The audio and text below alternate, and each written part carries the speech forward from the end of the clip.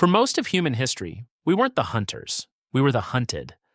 2 million years ago, leopards were literally biting through hominin skulls. Saber-toothed cats, cave hyenas, giant bears, they were all actively preying on our ancestors.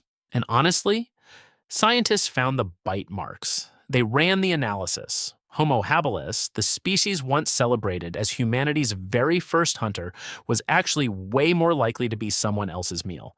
And yet, against every single odd, something changed. Not because humans got stronger and not because we got faster, but because we did something that no other animal in history ever managed to pull off.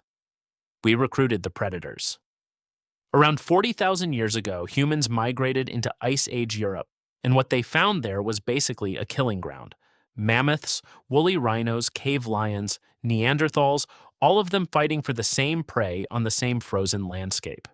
Humans should have lost that competition. They weren't the biggest and they weren't the fastest.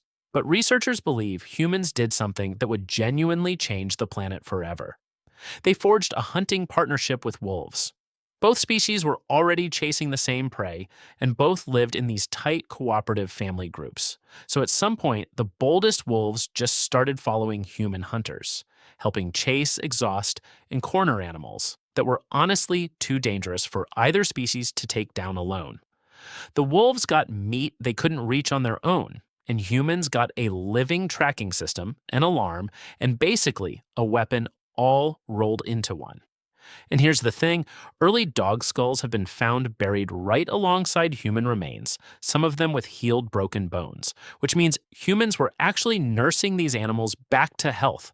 These weren't tools, they were partners. And Neanderthals? There's zero evidence they ever formed this kind of alliance. They competed alone and they disappeared. But okay, here's what nobody really talks about because wolves weren't even close to the strangest species humans ever recruited. In sub-Saharan Africa, our ancestors actually formed a partnership with a small brown bird called the greater honeyguide. The bird knew where wild bee nests were hidden deep in the bush, and humans knew how to break them open using fire and tools, but neither one could access the reward alone. So they built this whole language between species. Humans would whistle specific calls, the bird would respond and lead them straight to the nest. Humans took the honey, the bird got the leftover wax and larvae. And scientists believe this partnership may actually predate Homo sapiens entirely, reaching back nearly 2 million years to when hominids first figured out how to control fire, a bird, communicating with humans for 2 million years. But even that wasn't the most extreme alliance. For generations, the Thaua people of Australia hunted alongside wild killer whales. Orcas, actual apex ocean predators, would locate massive baleen whales and herd them into shallow waters, and then humans moved in for the kill. The orcas received the tongue and lips, the parts they couldn't access, on their own, and locals called it the law of the tongue.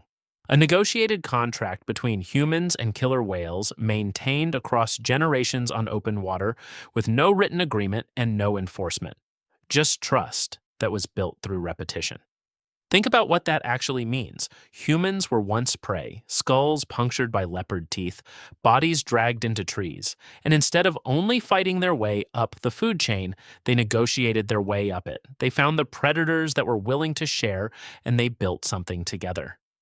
The wolf became the dog sleeping beside you tonight. The honeyguide still leads people through African forests today, and the orca alliance lasted nearly a century before humans ended it. We didn't just survive the apex predators, we changed what they were.